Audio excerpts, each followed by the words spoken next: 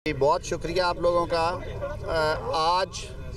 वफाकी काबीना का इजलास तलब किया गया था जो कल, जिसकी सदारत वज़ीर-ए-आज़म पाकिस्तान मियां मोहम्मद शहबाज शरीफ साहब ने वीडियो लिंक के ज़रिए बाकू से की। और ये पहली दफ़ा वीडियो लिंक से सदारत नहीं हुई, ये हमारे रूल्स में प्रोवाइडेड है और बहुत सारी मीटिंग्स में अरकान को या वज़ीर-ए-आज़म को ये सहूलत फ़राहम की गई है कि मौजूदा ज़माने में जो तरक्की याफ्ता टेक्निक्स हैं, टेक्नोलॉजी है, उससे इस्तेफ़ादा करते हुए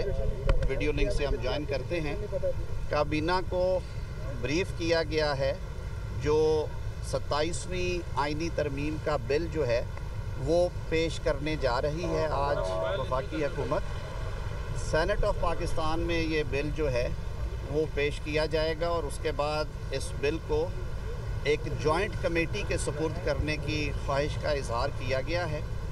ताकि सेनेट और कौमी असम्बली के जो लॉ एंड जस्टिस कमेटी के अरकान हैं और उनके अलावा अगर जो चेयरमैन ऑफ द कमेटी हैं जनाब फ़ारूक नाइक साहब और उनके को चेयर महमूद बशीर विर्क साहब, वो दीगर अगर किसी जमात की नुमाइंदगी नहीं है तो उनको भी इनवाइट कर सके ताकि बिल की शिकों पे सैर हासिल गुफ्तगू हो सके। ऑल्दो हमने अपने जो इत्तेहादी हैं, हलीफ जमातें हैं बशमूल पाकिस्तान पीपल्स पार्टी, मुत्तहिदा कौमी मूवमेंट, पाकिस्तान मुस्लिम लीग, IPP, पाकिस्तान बलोचिस्तान अवामी पार्टी, नेशनल अवामी ANP अवामी नेशनल पार्टी और नेशनल पार्टी जनाब एजाजुल हक साहब, इन तमाम लोगों से मुशावरत वज़ीर-ए-आज़म साहब ने की। अलग अलग आप उसकी कवरेज भी देखते रहे हैं। इस सारी तफसील मुशावरत के बाद जिन चीज़ों पे इत्तफ़ाक़ राय हुआ है उनमें जो चार्टर ऑफ डेमोक्रेसी में एक पुराना फ़ैसला था और वादा था कौम के साथ एक आइनी अदालत के क़याम का, उस पे इत्तफ़ाक़ राय हुआ है और अब एक अलग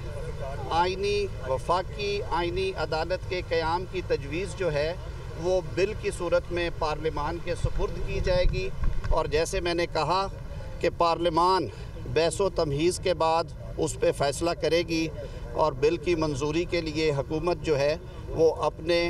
हलीफ जमातों के साथ इस फ़ैसले में शरीक होगी इंशाअल्लाह अज़ीज़। इसके अलावा आपने देखा कि पिछले दिनों में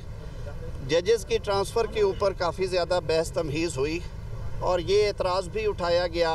कि देखें जी, इसमें वज़ीर-ए-आज़म साहब ये प्रपोज़ करते हैं, सदर साहब को हदायत करते हैं, तो इसमें एग्ज़ेक्टिव का कुछ ज़्यादा रोल नहीं। हालांकि उस निज़ाम में भी 3 चीफ़ जस्टिस साहिबान जिस सूबे से जज साहब जा रहे हैं, जिस सूबे में जज साहब ने जाना है, वहाँ की हाई कोर्ट्स के चीफ़ जस्टिस साहिबान और चीफ़ जस्टिस पाकिस्तान की जो कंकरेंस है, कंसल्टेशन है, वो शामिल थी। इस प्रोसेस को मज़ीद ट्रांसपेरेंट करने के लिए तजवीज़ ये किया गया है बिल में कि जो जजेस ट्रांसफ़र है वो जुडिशल कमीशन ऑफ पाकिस्तान के सुपुर्द की जाए और उसमें इजाफ़ा ये किया गया है, बेटा आप ज़रा मौका देंगे, उसमें ये इजाफ़ा किया गया है कि जिस हाई कोर्ट से जज साहब की ट्रांसफ़र होने या वो ख्वाहिशमंद हैं और जिस हाई कोर्ट में उन्हें भिजवाना है या वो जाना चाह रहे हैं, उन दोनों हाई कोर्ट्स के चीफ़ जस्टिस साहिबान भी उस अमल का हिस्सा होंगे, उस मीटिंग का हिस्सा होंगे। इसी तरह आपने देखा कि माजी में खैबर पख्तूनख्वा के जो सेनेट के इलेक्शन हैं वो अदालती कार्रवाइयों और लिटिगेशन की वजह से और कुछ सूबाई असम्बली के फ़ैसलों की वजह से ताख़ीर का शिकार रहे और उनके इंतखाबात 1 साल से ज़ायद अरसे की ताख़ीर से हुए। अब सेनेट की जो टर्म है वो 6 बरस है और सेनेट की खूबसूरती ये है कि ये तहलील नहीं होती कौमी असम्बली के बरक्स, और ये कंटिन्यू करती है और उस अरसे में जो लेजिस्लेटिव काम थोड़ा बहुत है वो सेनेट ने करना होता है और हर 3 साल के बाद सेनेट के चेयरमैन और डिप्टी चेयरमैन का इंतखाब भी एक आइनी ज़रूरत है। इस इबहाम को और इस लीगल इशू को हल करने के लिए उस आर्टिकल में भी मुनासिब तरमीम करके ये वजाहत करने की तजवीज़ है कि सेनेट के जो अरकान इस दफ़ा मुंतखब हुए हैं या जो आइंदा भी कभी होंगे, जिनका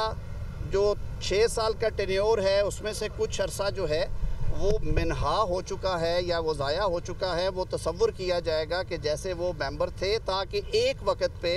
सारे मुल्क में दोबारा सेनेट इंतखाबात हो और चेयरमैन और डिप्टी चेयरमैन के इंतखाब में किसी किस्म का खलल ना पड़े।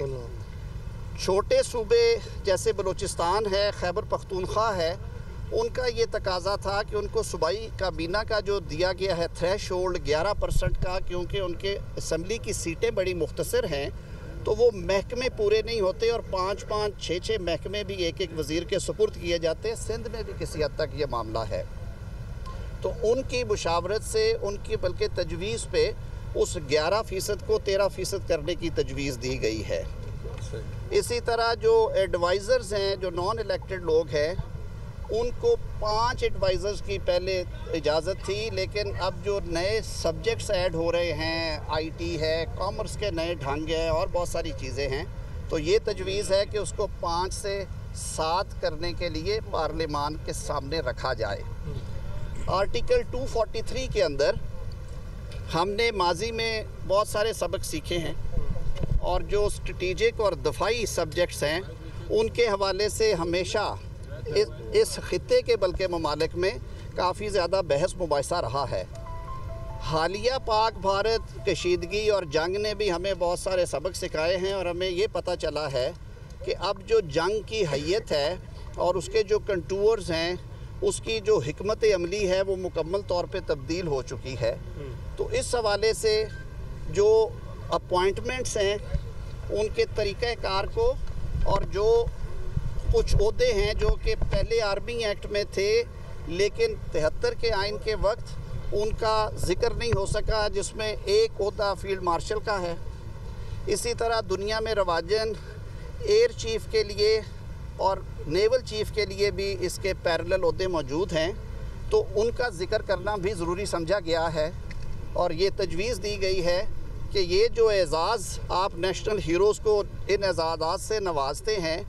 ये एक रैंक के साथ साथ एक सेरेमोनियल टाइटल भी है,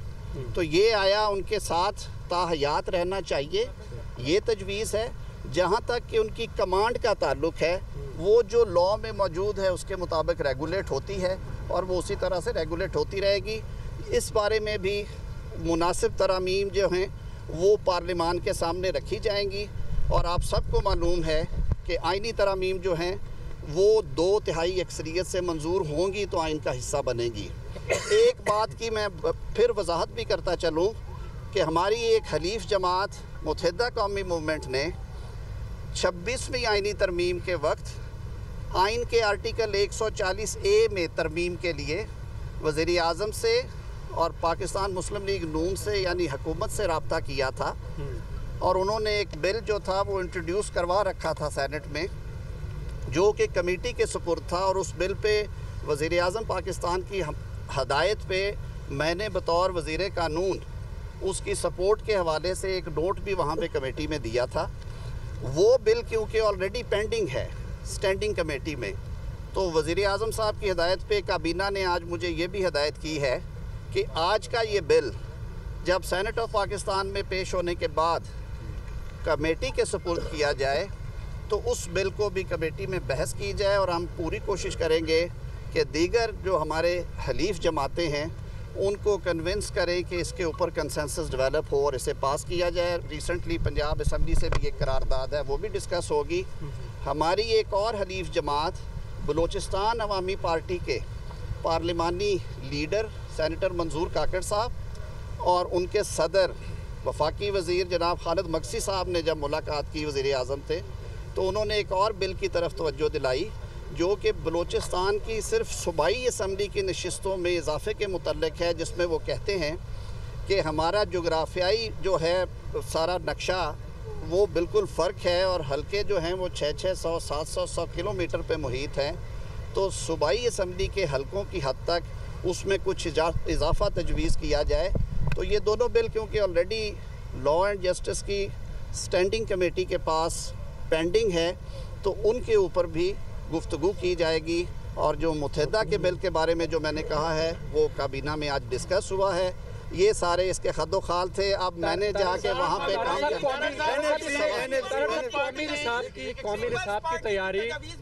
कौमी निसाब की तैयारी, पॉपुलेशन का महकमा वफाक के सुपुर्द करना, ओवरसीज़ को इलेक्शन में हिस्सा लेने की इजाज़त देना, ये वो तमाम मामला थे जो कि बात की जा रही थी। इसके ऊपर कोई डिस्कशन? इसके जी बिल्कुल, मैं आपको अर्ज़ कर देता हूँ। ये सारी चीज़ें पाकिस्तान पीपल्स पार्टी के चेयरमैन और हुकूमती जमात के हलीफ जमात के सरबराह जनाब बिलावल भुट्टो जरदारी साहब ने आज से कुछ रोज़ पहले एक ट्वीट के ज़रिए कौम को इससे आगाह किया था। जो हमारी उनसे गुफ्तो शनीद होती रही